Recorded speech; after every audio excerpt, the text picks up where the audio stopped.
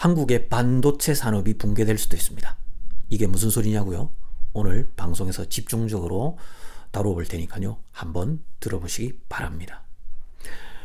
우리 국내에서 활동하시는 중국인이자 우리 동포 출신이신 안유아 교수님, 아마도 여러분들 유튜브 방송을 통해서 여러 차례 보신 적이 있으실 겁니다. 성균관대 중국대학원에서 교수로 활동하고 계시면서 최근 몇 년 사이에서는 유튜브 활동을 굉장히 왕성하게 하고 계시죠.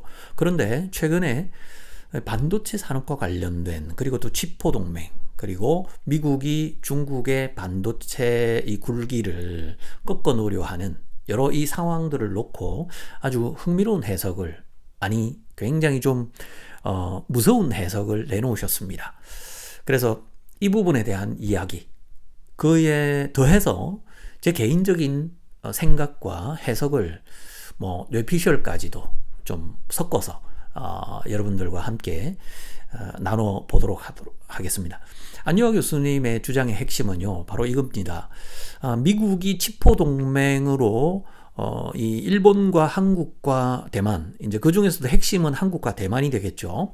한국과 대만을 끌어들이려고 하는 이유는 바로 한국의 삼성전자나 SK하이닉스, 그리고 또 대만의 TSMC의 생산 시설을 미국으로 끌어들인 다음에 그 미국 내의 반도체 생산량을 늘려서 결국엔 미국이 반도체 설계와 생산까지 독점적 지위를 갖추고 독점적 체제를 갖춘 이후에 결국 중국에 팔아먹겠다. 그리고는 서서히 한국과 대만의 반도체 산업을 서서히 사장시키는 그런 의도가 깔려 있을 수 있다라는 해석을 내놓으셨어요. 굉장히 흥미로운 해석이 아닐 수가 없습니다. 왜냐하면 지금은 미국이 반도체를 설계하고, 물론 이제 영국의 ARM이 그 원천적인 기본 베이스를 설계를 해놓죠. 모바일 AP 같은 경우는 ARM의 기본 설계를 바탕으로 해서 그 위에 이제 이렇게 애플의 iOS, 애플에서 설계를 하죠. 그 다음에 또 지금 안드로이드, 구글의 또 AP는 구글에서 설계를 하죠. 그런데 이제 AP 설계를 대만의 TSMC에서 굉장히 많은 파운드리 생산을 해내고 그 나머지 또 일부를 삼성전자에서 생산해내는 그런 어떤 산업 체계를 갖고 있지 않습니까? 그런데 지금 제조업 분야는 파운드리는 대만이 엄청난 그 생산 능력을 갖게 되었고, 그리고 또 삼성전자가 파운드리 생산 능력을 가지려고 엄청난 노력을 하고 있고, 메모리 분야는 한국이 또 꽉 잡고 있는 상황 아니겠습니까? 삼성전자와 SK하이닉스가 바로 생산 능력을 확실하게 갖고 있는데, 문제는 바로 그러한 한국과 대만의 생산, 제조업, 반도체 제조업 분야를 미국이 가져가려고 한다라는 거죠. 그러면서 현재는 삼성전자와 SK하이닉스와 TSMC가 벌어들이고 있는 그 돈까지도 중국에 팔아서 벌어가는 그 돈까지도 미국이 가져가겠다라는 의도가 깔려있다. 그걸 아주 강력하게 의심해 봐야 된다.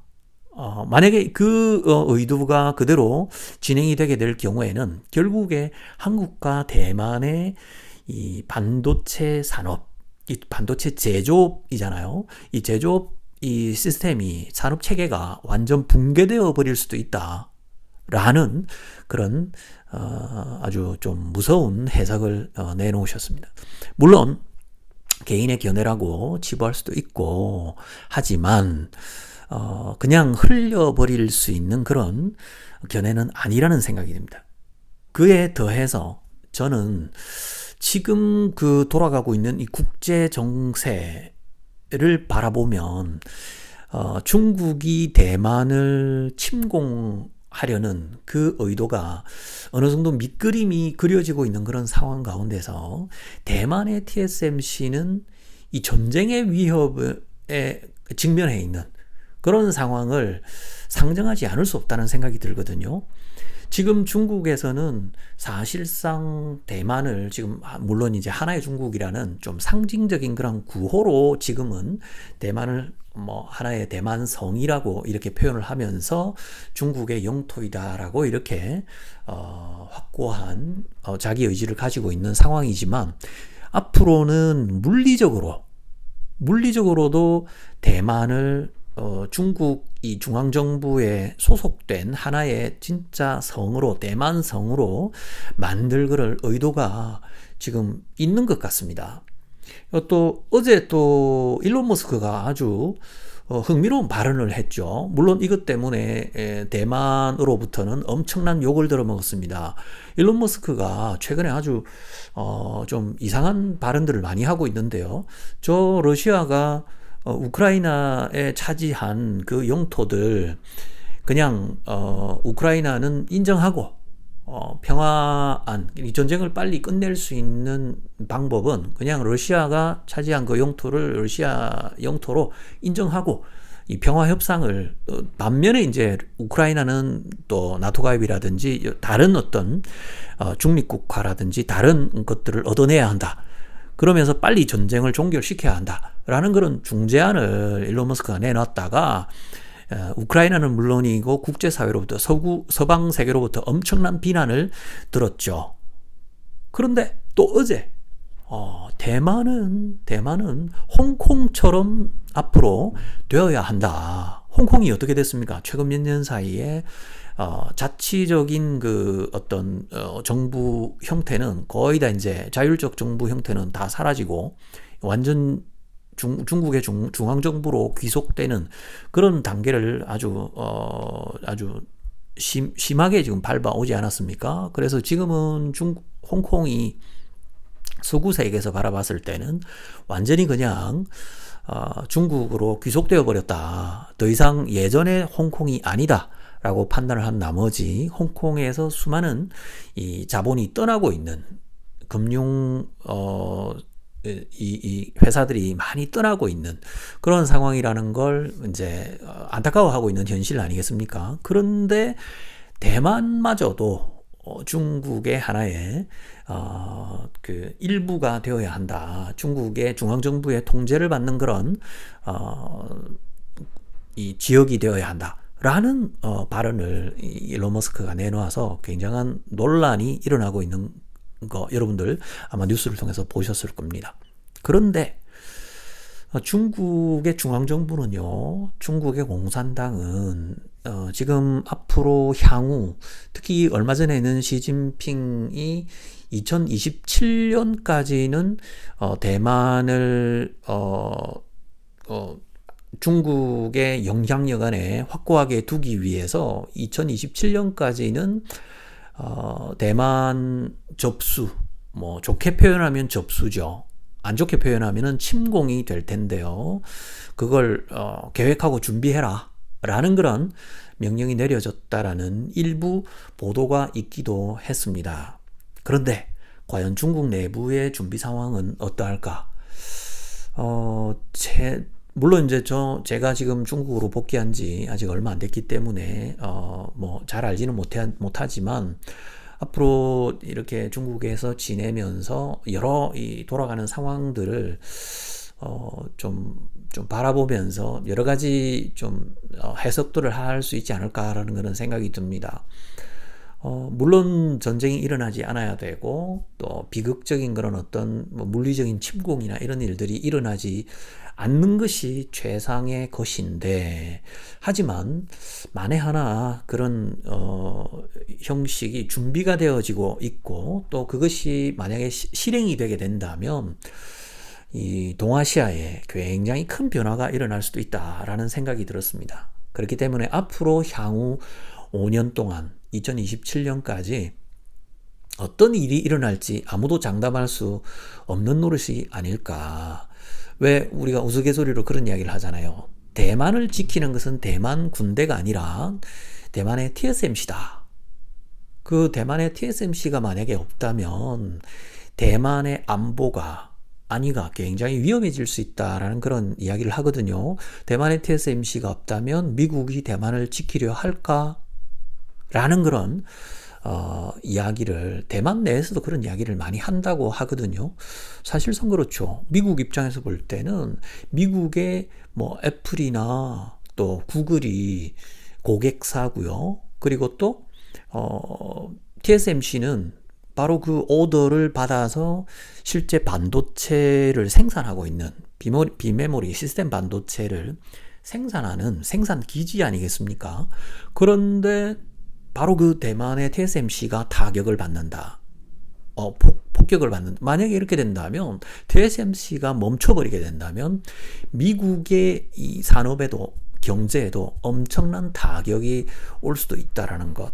그걸 미국이 생각하지 않을 수가 없겠죠. 그런데 만약에 TSMC의 생산 라인을 미국으로 많이 옮겨가 버린다면, 아니면 대만의 생산 라인은 더 이상 확충치 않고 앞으로 TSMC가 필요로 하는 생산 그 캐파를 미국에 확보해 나간다면 미국이 대만에 있는 TSMC 때문에 걱정하는 것을 덜 수 있다는 거죠. 뿐만 아니라 메모리 반도체는 한국이 꽉 잡고 있잖아요. 삼성전자와 SK하이닉스. 바로 메모리 반도체에 대한 걱정은 역시 삼성전자와 SK하이닉스의 생산 라인을 미국에 확보함으로써. 이 또 우리는 또 북한이라는 변수가 있지 않습니까? 그렇죠? 게다가 또 대만에 전쟁이 나게 된다면 한국에 또 주둔하고 있는 미군이 타이완으로 향하게 될 것이고, 그리고 또 미국의 요청 때문에 한국군이 움직일 수도 있는 그런 어떤 최악의 시나리오까지 생각을 하게 된다면 한반도 또한 전쟁의 소용돌이에 휘말리지 말라는 그런 법은 없는 거죠. 물론 제 개인적인 생각으로는 대만에 전쟁이 일어난다 하더라도 대한민국 군대는 움직이지 않는 것이 좋다고 생각합니다. 한반도의 안위와 그리고 또 대한민국의 산업 전체를 이 디펜스 하는 데에 그것이 훨씬 더 좋은 선택이라고 생각을 하는데요. 일단 1차적으로는 대한민국을 디펜스 하는데 확고한 그 목표를 가지고 대한민국 군대가 움직이는 것이 더 좋다라고 생각합니다. 물론 좀 더 많은 것들을 내다봐야 되겠죠. 자, 그런데 문제는 그런 어떤 5년, 앞으로 향후 10년 사이에 동아시아에 엄청난 지각 변동이 일어나게 된다면 삼성전자와 그리고 또 SK하이닉스 이 생산 시설의 기반이 큰 변화가 일어날 수도 있다. 그리고 또 바로 그런 위협 가운데서 미국이 진행하고자 하는 반도체 산업에 대한 새로운 설계로 인해서 대한민국의 반도체 산업의 기반이 크게 흔들리고 또는 크게 붕괴될 수도 있다는 것. 그런 어떤 경각심을 가지고 대한민국 정부는 물론이고 또 삼성전자와 SK하이닉스 뿐만 아니라 우리나라에는 반도체 관련 산업 기업들이 너무 많죠. 네, 지금 철저하게 대비를 해 나가야 되지 않을까. 대한민국의 반도체 산업이 반도체 생태계가 붕괴되어 버린다면 이건 거의 재앙급의 일이 아닐 수 없을 것입니다. 우리 대한민국의 산업 전체가 송두리째 흔들릴 수 있는 아주 이건 큰 문제이기 때문에 아주 철저하게 정신 똑바로 차리고 대비를 해 나가야 되지 않을까. 물론 삼성이나 SK 수뇌부에서는요 저의 걱정보다도 훨씬 앞서서 이런 부분에 대한 민감한 정보 그리고 또 대비를 해 나가고 있지 않을까라는 생각이 듭니다. 하지만 저는 이번에 사실 IRA법 있잖아요. 인플레 감축법. 그거 이번에 미국 의회에서 기습적으로 통과가 되고 바이든 행정부가 이 시행을 시작하는 과정에서 한국의 이 산업체 특히 직접적인 영향을 받는 현대차가 그걸 모르고 있었고 그 다음에 미 의회에 로비를 하지 못했다라는 거. 저는 그거 이번에 당했던 이 상황을 보면서요. 우리 한국의 대표적인 기업들의 어떤 정보력 그게 뭔가 좀 문제가 있는 것 아닌가. 대한민국의 국가적 정보력이 따라가지 못한다면 대한민국의 이 대기업 적어도 1, 2, 3, 4, 5위 하는 대한민국의 최대의 기업들의 정보력은 그 정도는 돼야죠. 미 의회에서 그 움직여 나가는 그것도 파악을 하지 못하고 이번에 이렇게 당해버리고 지금 아주 손 놓고 있는 상황 아니겠습니까? 뭐 한국 정부를 움직이고 뭐 여러 루트를 통해서 지금 손을 쓰려고 하지만 지금 미국 11월에 그 선거 전까지는 뭐 손도 써보지 못하는 그런 상황에 놓여 있는 것 아니겠습니까? 선거가 끝난다고 해서 현대차나 기아차, 전기차가 지금 보조금을 받을 수 있다 없다 이거 장담하기도 힘듭니다.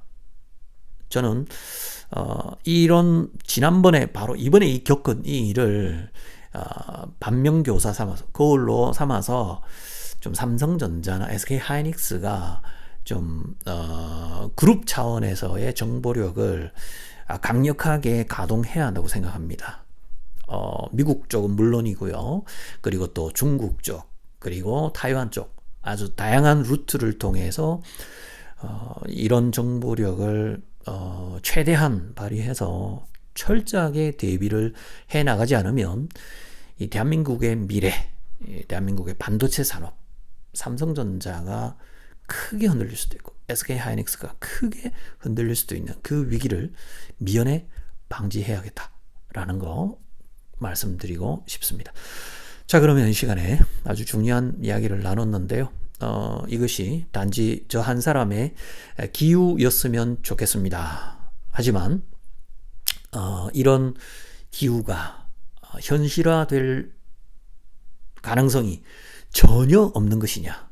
저는 그렇지 않다고 생각합니다. 여러분은 어떻게 생각하십니까?